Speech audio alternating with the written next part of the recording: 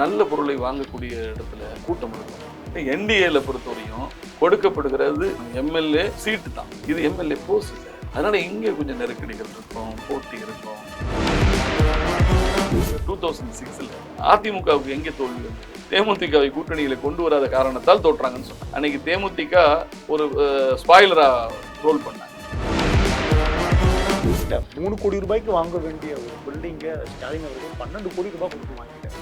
எடப்பாடி தப்பிச்சிட்டாருன்னு சொல்றாங்க. நான் அப்படி பார்த்தா தமிழ் மாநில காங்கிரஸுக்கு 5 சீட் கொடுத்தாரு. எத்தனை எம்எல்ஏ வச்சிருக்காங்க? ஆதவர்ஜனா சொன்னாரு, விஜயை மேடையில் அமர்த்தி வைத்துக் கொண்டே சொன்னாரு. விஜய் மறுத்தாரா? மறுக்கலாம். அப்ப போன தேர்தலில் சைக்கிள் ஓட்டும் போது அது தீய சக்தியா? இப்ப நீங்க கட்சி ஆரம்பிச்சா தீய சக்தியா? வேல்முருகன் அவர்களை பொறுத்தவரை உணர்ச்சி அரசியல்வாதி, உணர்ச்சியின் அடிப்படையில் முடிவெடுக்கக்கூடியவர். அப்படி அவர் உணர்ச்சியின் அடிப்படையில் எடுத்த ஒரு முடிவாகத்தான் நான் பார்க்கிறேன்.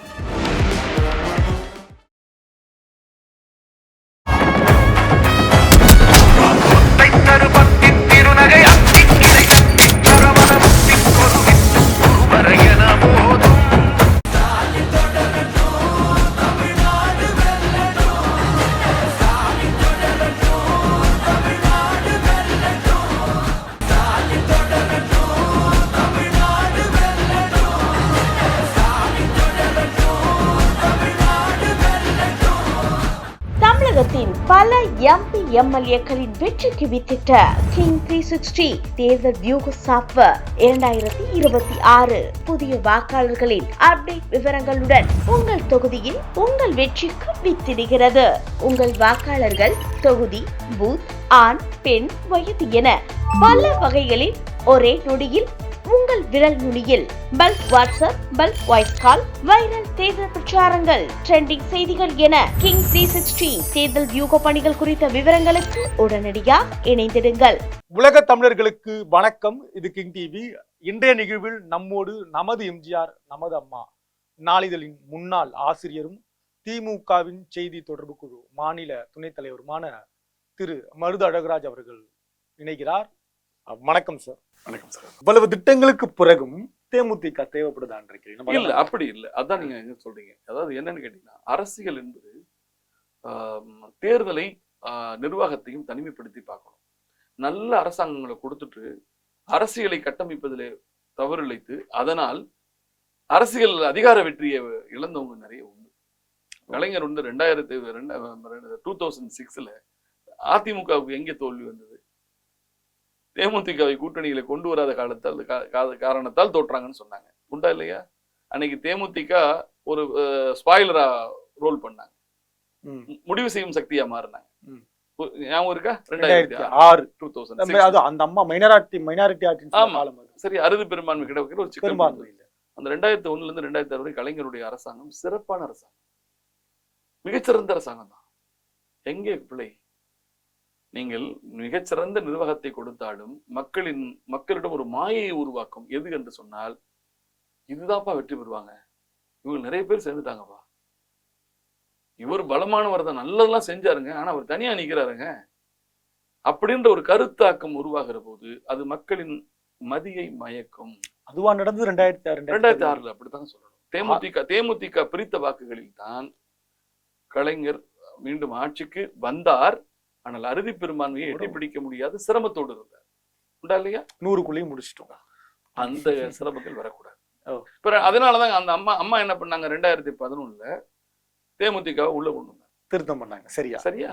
அப்போ அரசியலிலே நீங்கள் மிக சிறந்த நிர்வாகத்தை கொடுத்திருந்தாலும் கூட சில நேரங்களிலே மக்கள் நிர்வாகம், சிறந்த ஆட்சி, இதையெல்லாம் கொடுத்தார்கள் என்பதை கடந்து இந்த அணிதான் வெற்றி பெறுமோ என்கிற ஒரு மயக்க நிலைக்கு, ஒரு தோற்றத்தை, ஒரு மாயையை, ஒரு பிம்பத்தை உருவாக்குற போது அதிலே நம்ம பலவீனமாயிருக்கூடாது.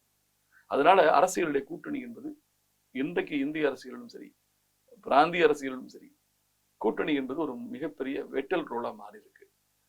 ஒரு காலத்தில் இந்திய சுதந்திரத்திற்கு பிறகு ஒரு 30 ஆண்டு காலம் வரை 2 கட்சி 3 கட்சி போட்டியாகத்தான் இருந்தது. 3வது அணியே எனக்கு தெரிய 80களுக்கு பிறகுதான் உருவாச்சு. ஆனால் இன்றைக்கு பார்த்தீங்கன்னா பல அணிகள் உருவாகிறது. நான் என்ன பொறுத்தவரையும் என்னுடைய தனிப்பட்ட கருத்து, அணிகளே இல்லாட்டினாலும் இன்றைக்கு திராவிட முன்னேற்ற கழகம் கொடுத்திருக்கக்கூடிய நல்ல ஆட்சிக்கு தமிழ்நாட்டு மக்கள் மீண்டும் வாக்களிப்பார். இல்ல, எனக்கு ஒரு தனிப்பட்ட கருத்து இருக்கு. நாளைக்கு திமுக ஆட்சி அதிகாரத்துக்கு வந்த பிறகு எங்களால் தான் வந்தார்கள் என்று சொல்லக்கூடிய இடத்தில் தேமுதிக இருப்பார்கள். அதனால தவறு கிடையாது, எல்லாரும் சொல்லுவாங்க சார். இதுல என்ன இருக்குது, நீங்க நல்ல குதிரை முதலிடத்துக்கு வந்துடும், ஒருத்தன் சொல்லிட்டு போவான், எல்லைகிட்ட வரும்போது நான் ஒரு விசில் போட்டேன் மாப்பிள்ள, அதுலதான் எவ்வி ஓடிச்சுன்னுவான். புரியுதா உங்களுக்கு? கூட்டத்திலிருந்து நான் சரியாக கைத்தட்டி விசில் அடித்தேன், அதனால தான் அந்த குதிரை வென்றது என்று சொல்லக்கூடியவர்கள் இருப்பார்கள். அதனால தவறு கிடையாது, தயாரா இருக்கீங்க, அதுல தவறு கிடையாது. அதனால பெருமை சொன்னால் தப்பு கிடையாது. அதனால என்னை பொறுத்தவரை தவறு கிடையாது. என்னை இந்த அரசாங்கத்தை பொறுத்தவரை திராவிட முன்னேற்ற கழகத்தினுடைய நல்ல ஆட்சிக்கு மீண்டும் ஒரு வாய்ப்பை கொடுக்க வேண்டும் என்கிற முடிவை மக்கள் எப்பொழுதும் எடுத்து விட்டார். கடந்த 3 மாதம் முன்னாள் வரை, போன மாதம் முன்னாள் வரை கடுமையாக திமுகவை விமர்சித்த கட்சி தேமுதிக. கிட்டத்தட்ட 2019 இருந்து உங்களோடு தோடுக்கு தோளாக நிற்கக்கூடிய இயக்கம் விசிக. இந்த விசிகாவுக்கும் தேமுதிகவுக்குமான 2 தொகுதி இடைவெளி இருக்குல்ல, அதுக்கு என்ன காரணம்? இல்ல, தேர்தல் தொகுதிகளின் எண்ணிக்கையை வைத்து ஒரு கட்சிக்கு கொடுக்கப்படுகிற முக்கியத்துவம் கூடுதல் குறைவு என்று கருத முடியாது. இல்ல சொல்லிடுறேன், என்னன்னா அரசியல் என்பது உங்களுக்கு தெரியாது, ஒரு சதுரங்க ஆட்டம் தான். தேர்தல் என்பது ஒரு சதுரங்க ஆட்டம். இப்ப கமல் வந்து தேர்தலே போட்டியிடல நான் ஆதரிக்கிறேன் போயிட்டாரு. எதனால? இல்ல இல்ல, ஒண்ணு எண்ணிக்கை குறைவாக இருந்திருக்கலாம், அல்லது திராவிட முன்னேற்ற கழகத்திற்கு ஒரு நெருக்கடி இருக்கிறது, இந்த நிர்வாகத்தில் இடங்களை ஒதுக்கீடு செய்வதிலே ஒரு நெருக்கடி இருக்கிறது, நாம் ஒரு தோழமை இயக்கமாக இந்த நெருக்கடியில் நாம் கூடுதல் நெருக்கடி கொடுக்காமல் ஆட்சிக்கு வருவதற்கு உழைப்போம். எதிர்காலத்தில் பார்த்துக் கொள்ளலாம். நீங்க ஒண்ணு எல்லாருமே ஒரு போல முடிவு எடுக்க மாட்டாங்க. சரி சரி. அதாவது முடிவுகளிலே எல்லாரும் மாதிரியும் நடிச்சிருந்தா அவர் உலக நாயகனா இருக்க முடியாது. ஆயிரக்கணக்கான நடிகள் இருக்காங்க, அவர் மட்டும் எப்படி உலக நாயகனானாரு? அப்ப எல்லோரும் மாறுபட்டு யூனிக்கா தனித்தனி. அது போல அவருடைய முடிவெடுப்பது கூட நான் உண்மையாவே எனக்கு அந்த முடிவிலே கொஞ்சம் ஐயோ அவருக்கு இல்லையா அப்படின்னு யோசித்தா கூட மிகச்சரியாகத்தான் முடிவெடுத்தேன். சரி, இந்த விசிக தேமுதிக, அதனாலதான் அது சொல்றேன். அதனால தேமுதிகவுக்கு கூடுதல் இடம் கொடுத்திருப்பதாலோ விடுதலை சிறுத்தைகளுக்கும் கூடத்தான் கொடுத்திருக்கிறார்கள். கடந்த தேர்தலை விட கூடுதலாக யாரோடன் இருக்கு இல்ல. அப்படி நம்ம இன்னொன்னு எடுத்துக்கணும், 2011 எதிர்கட்சியாக இருந்த இயக்கம் இது தேமுதிக. விடுதலை சிறுத்தைகள்ன்றது திராவிட முன்னேற்ற கழகத்தில் கூட்டணியில் இருக்கிறதால் நான் குறைச்சு சொல்லல, ஆனால் எதிர்கட்சின்ற இடத்துக்கு போன கட்சி தேமுதிக. நம்ம அதையும் மறந்துருக்க கூடாது. கடைசி தேர்தலில் வாங்கின வாக்கு வங்கியெல்லாம் இல்ல, நீங்க அப்படி சொல்ல முடியாதுங்க. திராவிட முன்னேற்ற கழகத்தினுடைய அரசியல் வரலாறு, அதிமுகவின் அரசியல் வரலாறு சில நேரங்களில் வாக்குச்சதவீதம் கீழே விழுந்து எந்திரிக்கும். அது அவ்வளவுதான்ற முடிவுக்கு நான் வர முடியாது. ஒரு கட்சியின் தலைமை இவ்வளவு மதிநுட்பமா யோசிக்கக்கூடிய திரு முத்துவேல் கருணாநிதி ஸ்டாலின் அவர்கள் இந்த முடிவை எடுத்திருக்கிறார் என்று சொன்னால் அதிலே ஒரு சரியான பொருள் பொதிந்திருக்கிறது. அதற்கான அந்த புதிய அர்த்தம், புதிய காரணம் என்பது உங்களுக்கு தேர்தல் முடிவு இருக்கிற போது தெரியும். இல்ல, 3 கோடி ரூபாய்க்கு வாங்க வேண்டிய ஒரு பில்டிங்க ஸ்டாலின் அவர்கள் 12 கோடி ரூபாய் கொடுத்து வாங்கிட்டாரு. எடப்பாடி தப்பிச்சிட்டாருன்னு சொல்றாங்க. இல்ல, அது எல்லாம் விமர்சனங்கள். நான் அப்படி பார்த்தா தமிழ் மாநில காங்கிரஸுக்கு 5 சீட் கொடுத்தாரு. எத்தனை எம்எல்ஏ வச்சிருக்காங்க? நீங்க சொல்லுங்க. சரி, பாரதிய ஜனதா கட்சிக்கு எத்தனை சதவீதம் இருக்கு? 27 சீட் ஏன் சார் கொடுத்தாரு? போன தேர்தலில் 4ங்கிறது அதிமுக பெற்றுக் கொடுத்த தொகுதிகளை தவிர வெற்றி பெற்ற தொகுதின்னு சொல்ல முடியாது. கடந்த நாடாளுமன்ற தேர்தலில் பாஜக எத்தனை ஜெயிச்சது? நான் கேட்கிற மட்டும் சொல்லுங்க. ஒரு தொகுதியும் இல்லாத அவர்களுக்கு எப்படி கொடுக்கப்பட்டது இத்தனை தொகுதின்னு கேட்கலாமா? அதுதான் சொன்னேன். நீங்கள் தேர்தலிலே ஒதுக்கப்படுகிற இடங்களை வைத்து, எண்ணிக்கையை வைத்து ஒரு கட்சி பலவீனம் ஒரு கட்சி பலம் என்று முடிவெடுத்து விட முடியாது. அது அந்த சூழலுக்கு கையில் வைத்திருக்கக்கூடிய தரவுகள், சமகால சூழல், மக்களின் எண்ண ஓட்டம், இவற்றையெல்லாம் கருத்தில் கொண்டு எடுக்கப்படுகிற முடிவே தவிர ஒருவரை உயர்த்துவது ஒருவரை தாழ்த்துவது என்கின்ற கருத்தாக நான் இல்லை, அப்படி நினைக்கல. நான் இப்ப ஊடகத்துடைய பார்வையிலிருந்து நான் பார்க்கிற பொழுது, இதுவும் என்னுடைய தனிப்பட்ட கருத்தா பார்க்கிற பொழுது, திமுகவுடைய கூட்டணியில் இருப்பவர்கள் எல்லாம் கடும் நெருக்கடிக்கு பிறகு இந்த தொகுதிகளை பெற்றது போல ஒரு எண்ணம் எனக்கு தோன்றுறது. அது உண்மைதானா இல்லையா? நல்ல பொருளை வாங்கக்கூடிய இடத்துல கூட்டம் இருக்கும், நல்ல பொருள் டிமாண்ட் இருக்குமா இல்லையா? நிச்சயமா இருக்கணும். வாங்குவதற்கு ஆள் இல்லை, மலிவான பொருள் இருக்க இடத்துல ஆட்கள் குறைவாகவும் இருப்பாங்க, போட்டியும் இருக்காது.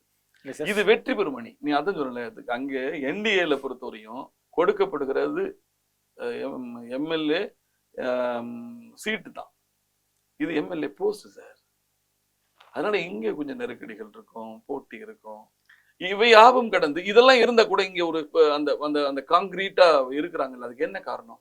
இது சித்தாந்த அடிப்படையில் உள்ள கூட்டணி, கொள்கையின் அடிப்படையில் உருவான கூட்டணி. அதனால போட்டி இருக்கும், வருத்தங்கள் இருக்கும், இருக்கும். இன்னைக்கு வரைக்கும் அவையெல்லாம் களத்திற்கு போகிற போது பாருங்கள் காணாமல் போய்விடும். ஒரு திராவிட முன்னேற்ற கழகம் கூட ஒரு ரிலையபிள் பார்ட்னர், இதை நான் சொல்லலைங்க, பாரதிய ஜனதா கட்சியை கூட சொல்லியிருக்கு.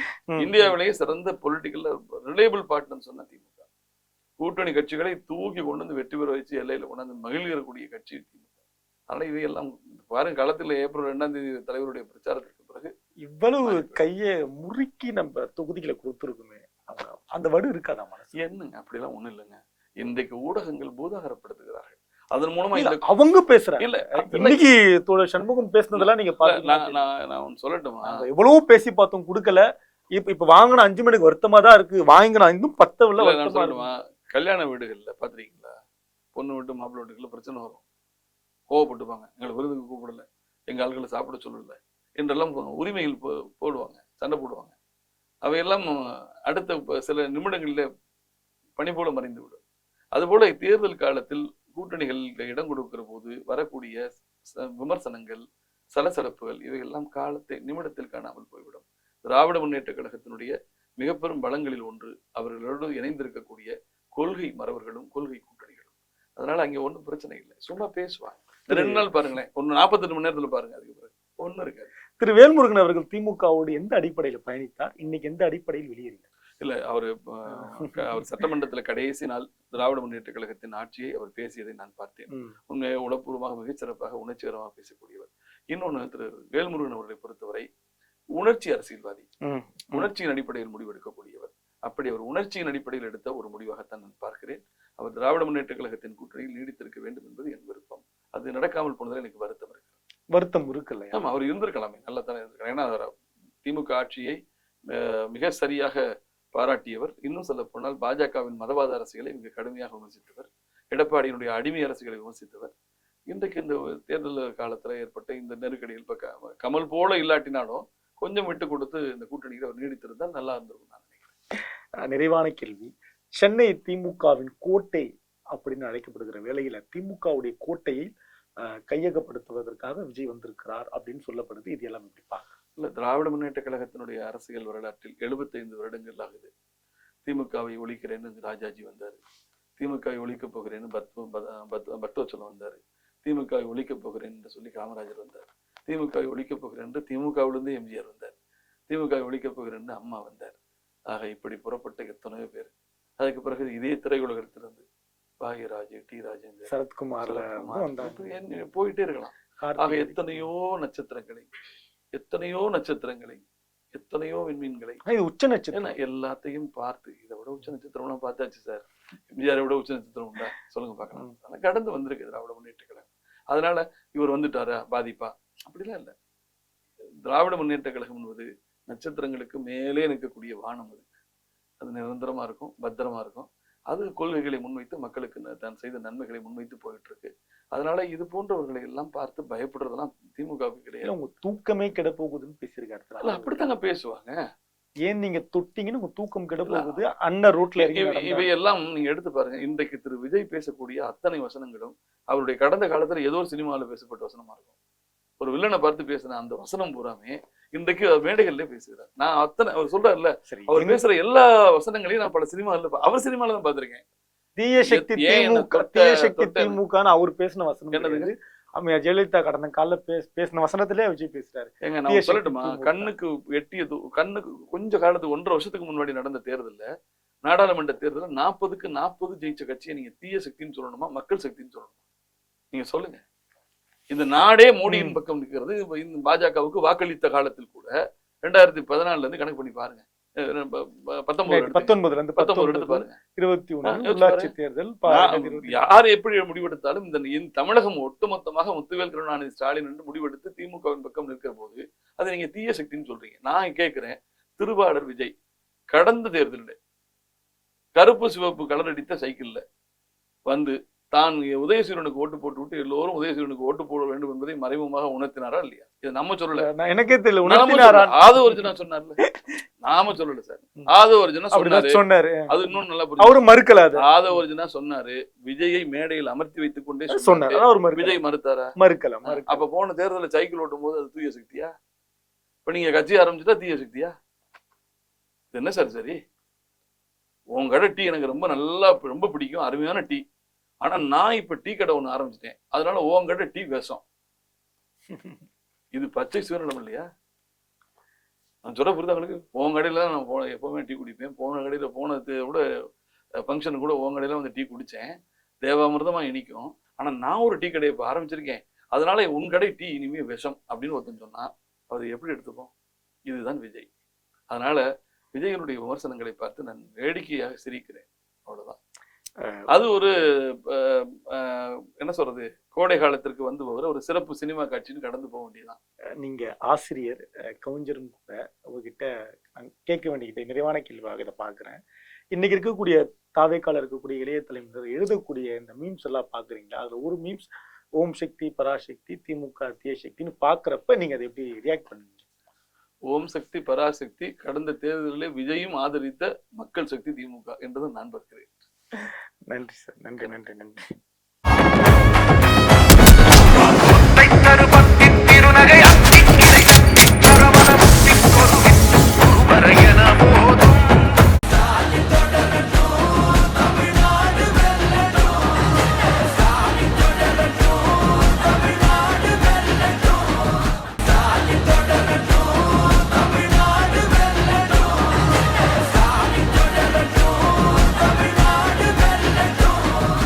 தமிழகத்தின் பல எம்பி எம்எல்ஏக்களின் வெற்றிக்கு வித்திட்ட கிங் 360 தேர்தல் வியூக சாப்ட்வேர் 2026 புதிய வாக்காளர்களின் அப்டேட் விவரங்களுடன் உங்கள் தொகுதியில் உங்கள் வெற்றிக்கு வித்திடுகிறது.